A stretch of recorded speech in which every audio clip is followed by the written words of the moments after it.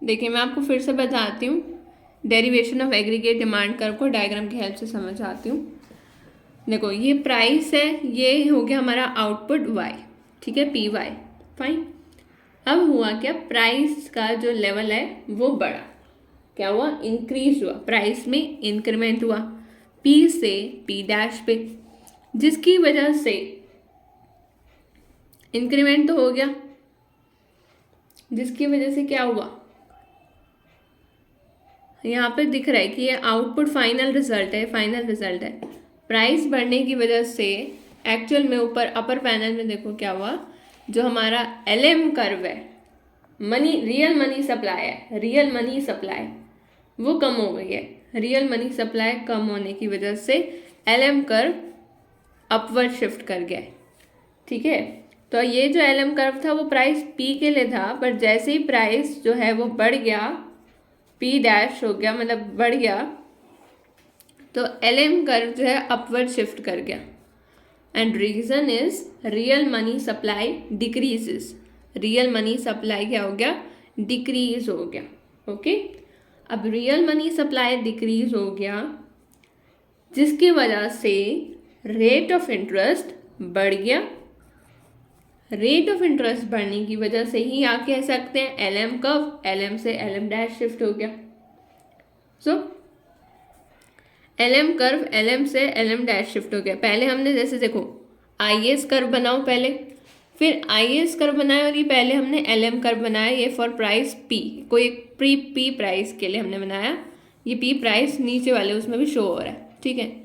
तो आई और ये वाई, रेट ऑफ इंटरेस्ट सब था आई और ये वाई हो गया। अब प्राइस बढ़ा तो एलएम कर्व शिफ्ट हुआ, क्योंकि रियल मनी सप्लाई क्या हुआ, कम हो गया, और एलएम कर्व अपवर्ड शिफ्ट हुआ। अब एलएम कर्व अपवर्ड शिफ्ट हुआ तो ये कहीं पे इंटरसेक्ट किया, हमें इक्विलिब्रियम पॉइंट मिला ए से ए डैश, इक्विलिब्रियम पॉइंट ए से ए डैश मिला। अब इक्विलिब्रियम पॉइंट ए से ए डैश मिलने की वजह से जब आप इसे ज्वाइन आउट करोगे तो आप देखोगे कि रेट ऑफ इंटरेस्ट तो बढ़ा हुआ मिल गया, यानी रेट ऑफ इंटरेस्ट उसके बाद बढ़ जाता है। रेट ऑफ इंटरेस्ट बढ़ गया है, एंड जो हमारा इन्वेस्टमेंट है वो फॉल हो गई है, डिमांड कम हो गई है। डिमांड कम होने की वजह से हमारा आउटपुट भी जो है वो कम हो गया है।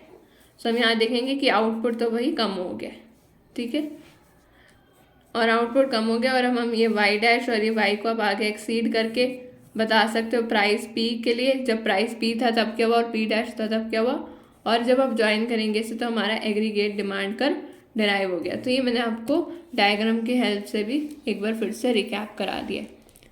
ओके, अब हम क्या करेंगे, अब हम पढ़ेंगे shifts in the aggregate demand curve. तो एग्रीगेट डिमांड कर्व में जो शिफ्ट होते हैं वो दो ही वजह से होते हैं, या तो मॉनेटरी पॉलिसी या फिर फिस्कल पॉलिसी। मतलब एग्रीगेट डिमांड कर्व में शिफ्ट होने की सिर्फ दो वजह हैं, एक है मॉनेटरी पॉलिसी और दूसरी है वजह fiscal policy, monetary policy and fiscal policy, ठीक है।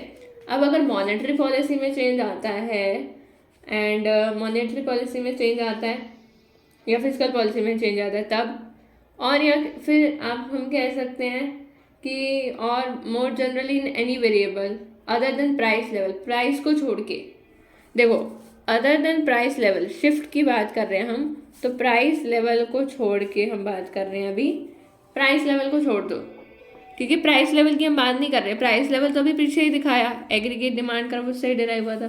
तो other than the price level हमारा एग्रीगेट डिमांड कर्व क्या होता है, it's derived from the effect of price level on output.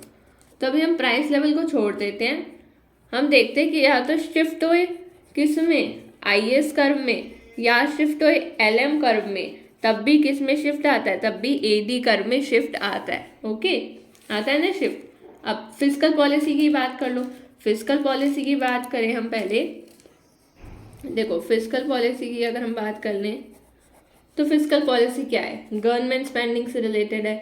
अब मान लीजिए कि गवर्नमेंट जो स्पेंडिंग है वो बढ़ गई, इंक्रीज हो गई गवर्नमेंट की स्पेंडिंग, गवर्नमेंट की स्पेंडिंग बढ़ गई तो इट मीन्स कि आउटपुट जो है वो बढ़ गया। भाई गवर्नमेंट ने अपनी स्पेंडिंग बढ़ा दी, तो आउटपुट भी क्या होगा, बढ़ जाएगा, एक गिवन प्राइस लेवल पे बढ़ जाएगा. At a given price level output will also be increased and this will shift the aggregate demand curve to the right. और इसकी वजह से जो एडी कर्व है वो शिफ्ट करेगा कहाँ पर, राइट में.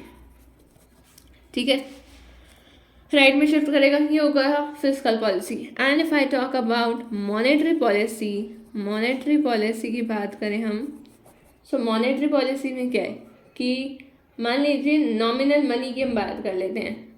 नॉमिनल मनी में डिक्रीज हो गया, डिक्रीज इन नॉमिनल मनी. तो भाई नॉमिनल मनी में डिक्रीज हो गया, सो इसकी वजह से क्या होगा, डिक्रीज हो जाएगा आउटपुट डिक्रीज हो जाएगा एक सर्टेन प्राइस लेवल पे. एंड इसकी वजह से एग्रीगेट डिमांड कर्व जो है वो लेफ्ट में शिफ्ट हो जाएगा. फाइन. अब आप एक एग्जाम्पल तो हो ही गया. अब इसी को हम देख लेते हैं कैसे कैसे शिफ्टिंग होगी. तो एक गिवन प्राइस लेवल है पी, ये नॉर्मल ये एग्रीगेट डिमांड कर्व है. और अगर आपका डिक्रीज हुआ नॉमिनल मनी में, यानी ये लेफ्टवर्ड शिफ्ट करा ए डैश, एंड अगर ये फिस्कल पॉलिसी की वजह से ए डबल डैश. ठीक है, और ये सर्टेन लेवल है output Y. So guys I hope it's clear कि decrease in the nominal money में जब डिक्रीज हुआ तब हमारा एग्रीगेट डिमांड कर्व शिफ्ट हुआ यहाँ पर. और अगर गवर्नमेंट स्पेंडिंग में इंक्रीज हो रहा है तब हमारा aggregate demand curve rightward shift हुआ है. So I hope this lecture must be helpful to you. Okay, thank you.